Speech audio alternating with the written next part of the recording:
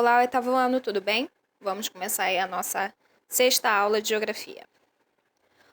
A gente vai falar um pouquinho das mudanças que aconteceram no nosso mundo, principalmente as mudanças político-econômicas do século XX até a segunda década do século XXI, que é a década que estamos vivendo, tá?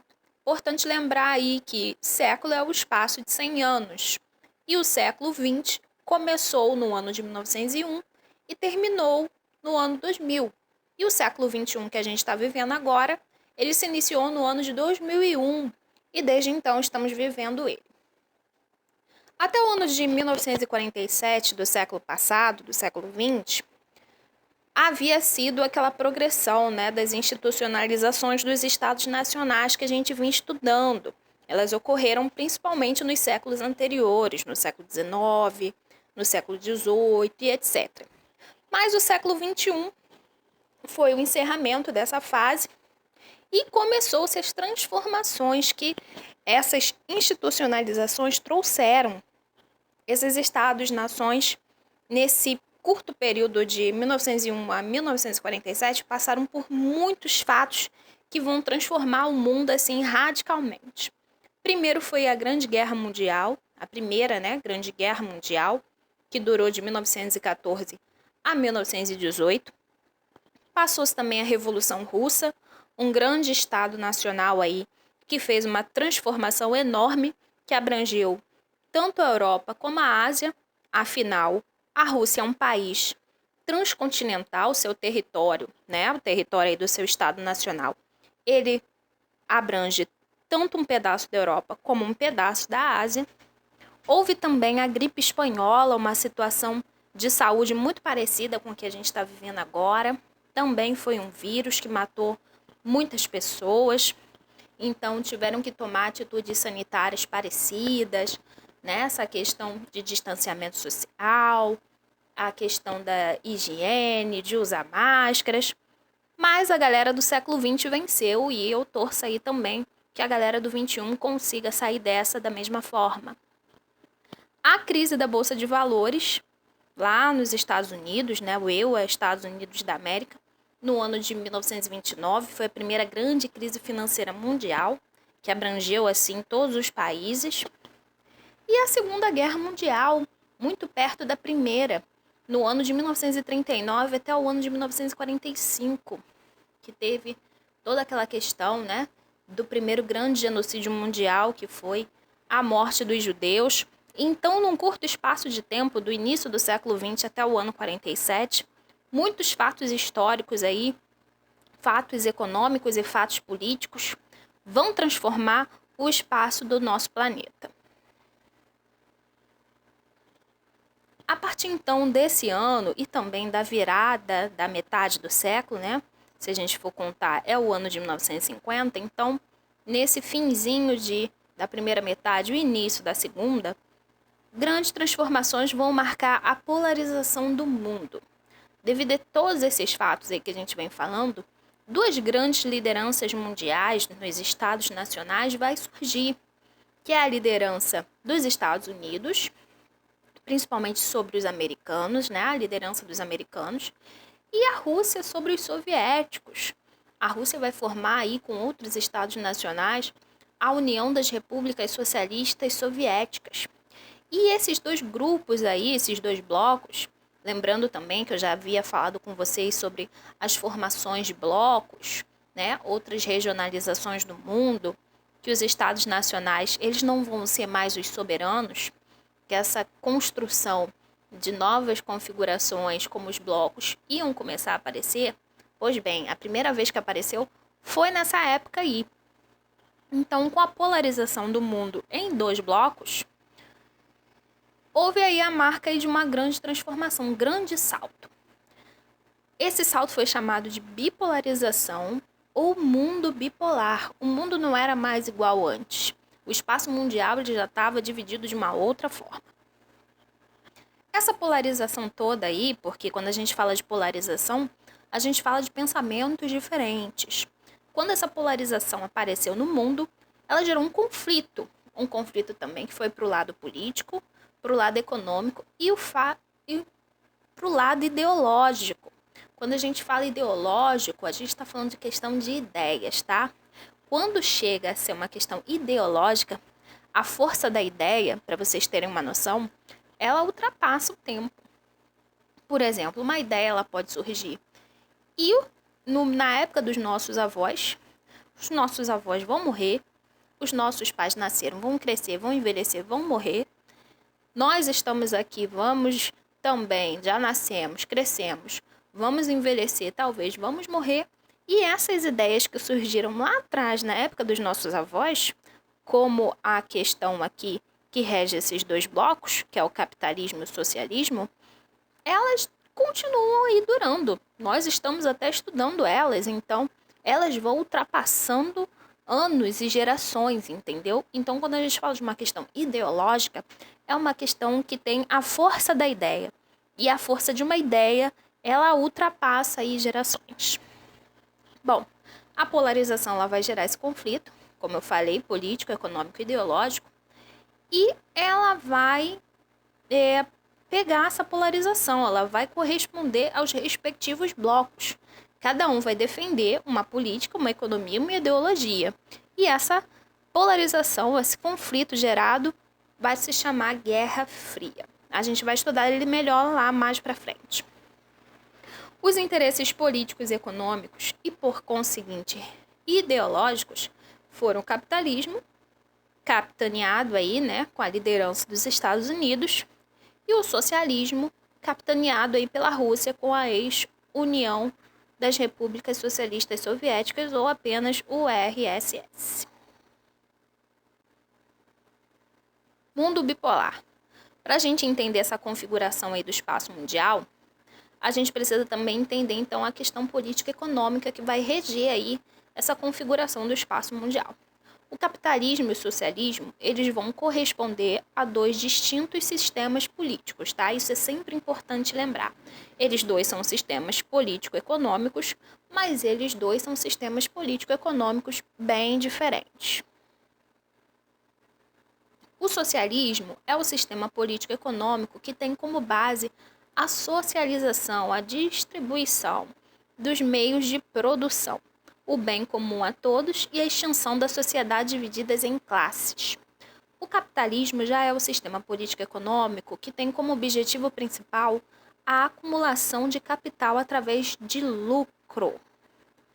Alguns termos aqui são importantes da gente destacar para entender capitalismo e socialismo. Quando a gente fala de capital, a gente não está falando da capital do Brasil, não. A gente está falando aí na questão de capital em economia. Capital é qualquer bem econômico que pode ser utilizado na produção de outros bens e serviços. Bens usáveis, bens para a gente utilizar no nosso dia a dia. O bem econômico vai transformar em outros bens ou em serviços que a gente usa aí para a nossa segurança, o nosso lazer. Vocês vão ver alguns exemplos mais para frente. Os meios de produção são conjunto formado pelo meio de trabalho e o objeto de trabalho, ou seja, tudo aquilo que vai mediar a relação de trabalho humano e natureza, ou seja, o que vai transformar a natureza num bem que a gente possa usar ou num serviço. Por exemplo, a mesa de madeira. Ninguém vai lá pegar a árvore na floresta, traz a árvore inteira e bota no meio da sala, não. Existe um processo aí. Existe um processo para cortar aquela árvore.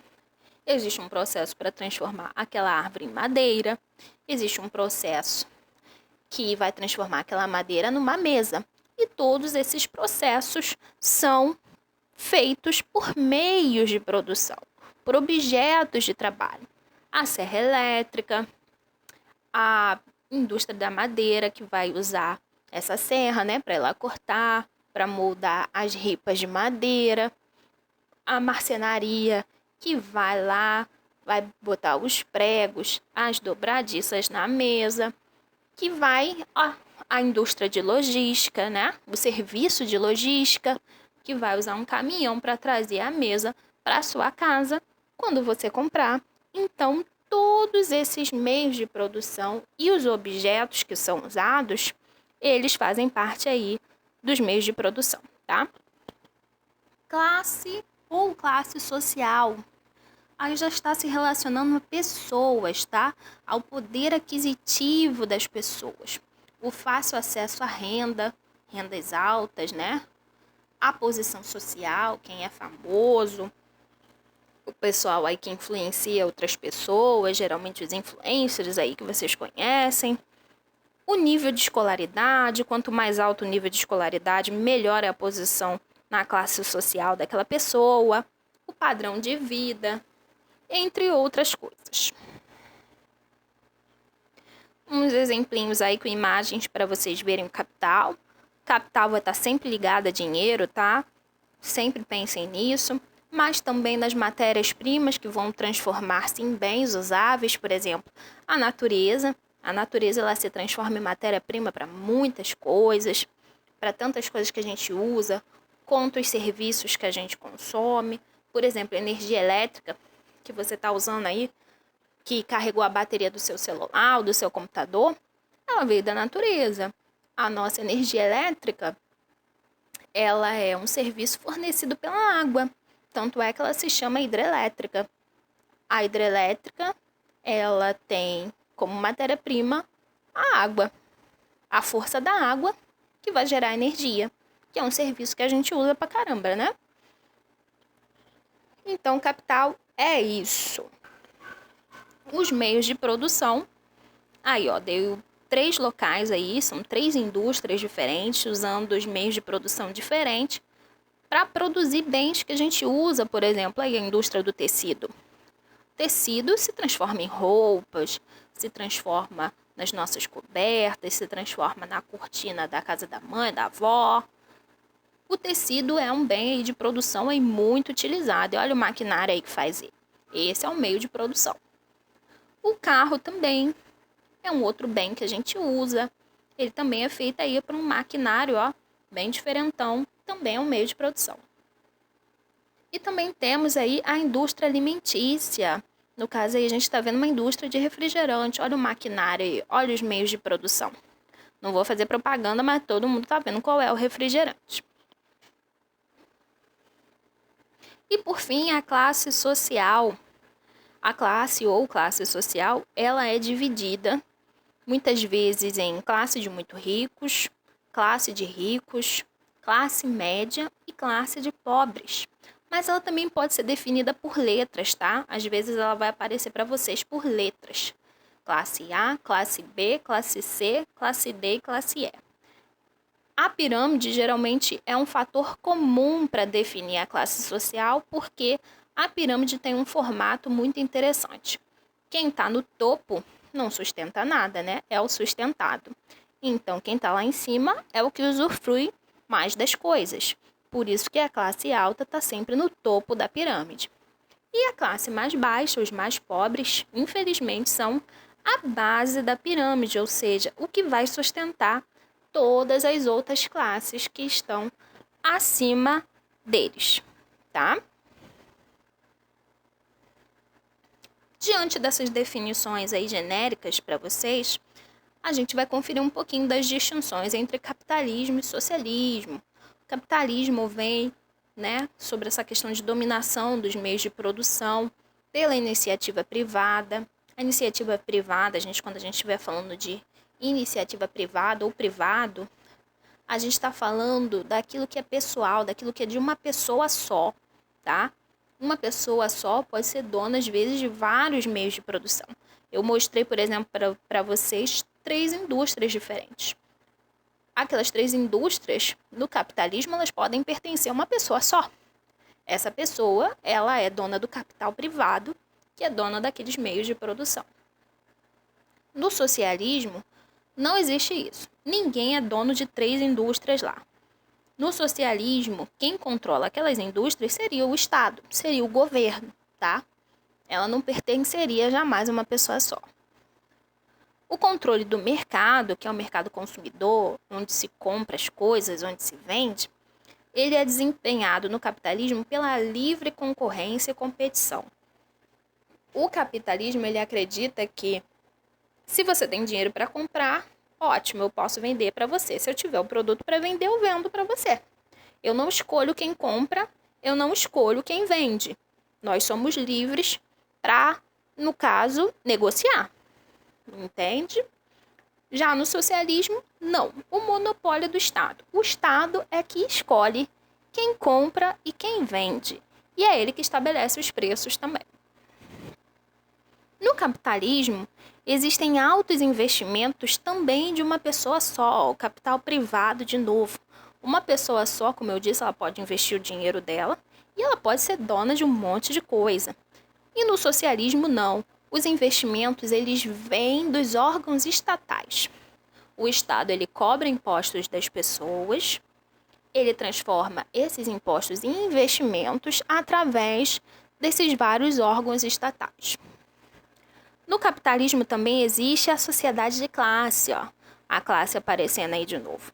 Sendo composta de uma elite, aquela galera lá que está no topo da pirâmide, a classe A, classe B. E eles vão ser os donos do meio de produção, ou seja, das coisas que vão produzir os bens que a gente usa. E são eles que vão também, por serem os donos desses meios de produção, os que vão fazer com que os trabalhadores ganhem dinheiro, porque os trabalhadores geralmente não são os donos do meio de produção. Ele é aquela galera lá que está na base da pirâmide. Então, o que os donos dos meios de produção fazem? Contratam essas pessoas que estão na base, que não são donos de nada, e elas vão gerando lá os produtos que eles precisam vender, e em troca disso, os donos dos meios de produção pagam o salário do trabalhador. Aí essa foi a forma que o trabalhador achou de ganhar algum dinheiro aí dentro desse sistema capitalista. No socialismo, não. No socialismo não existe essa divisão de classes. Tudo que é gerado dentro do país, né, todos os bens, todas as riquezas e também os meios de produção, eles são divididos conforme o governo institucionaliza. Ou seja, não existe esse negócio de classe A, classe B, classe C, classe D, classe E numa sociedade socialista. Bom, por hoje é só, tá, pessoal? Não esqueçam aí de fazer os exercícios. A aula que vem a gente continua aí falando dessa divisão mundial aí em 2 grandes blocos, que é esse mundo bipolar, tá bom? Não esqueçam de fazer os exercícios e vem no final lá a avaliação para vocês verem o feedback da professora, tá? Até a próxima!